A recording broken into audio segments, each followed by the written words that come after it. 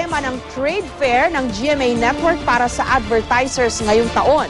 Bukod sa pagbibigay ng mga dekalidad na programa, ipinakita ng GMA na nangunguna ito sa makabagong teknolohiya, ang pagtitipo ng kauna-unahang digital trade launch sa bansa.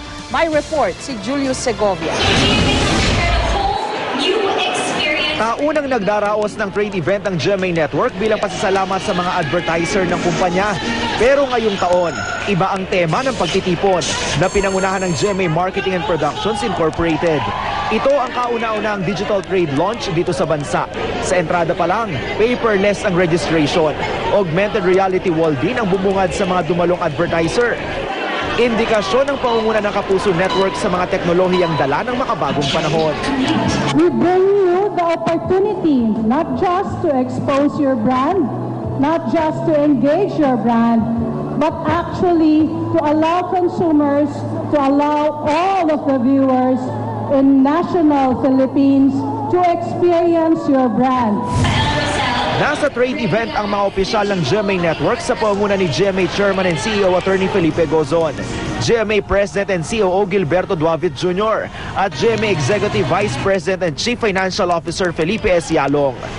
GMA Network is committed to continuously drive for excellence in delivering the best programs to sustain our leadership. Ibinida rin ng GMA sa mga ipinuwestong booth ang mga kaabang-abang na programa ngayong darating na 2013, kabilang ang special coverage para sa eleksyon 2013, ang pinakamalaki, pinakamalawak at pinakakomprehensibong election coverage sa telebisyon. Ang agaw pansin sa mga advertiser, ang augmented reality kung saan nakasama nila sa pamamagitan ng virtual TV ang kanilang favorite Kapuso stars at news personalities.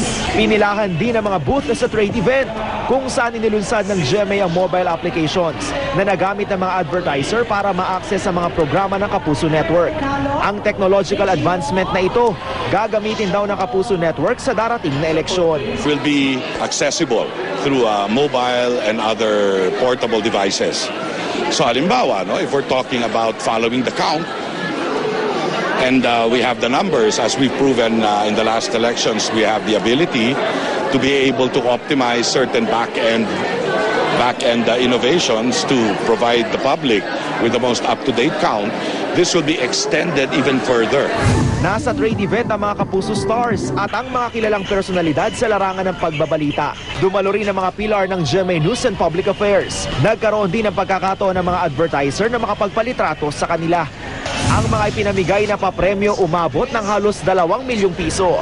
Kabilang na ang 10 pares ng boxing gloves na pirmado ni pambansang kamao Manny Pacquiao. Mahigit 800 katao ang dumalo mula sa iba't ibang advertising company sa naturang trade event ng GMA Network. Julius Segovia, GMA News.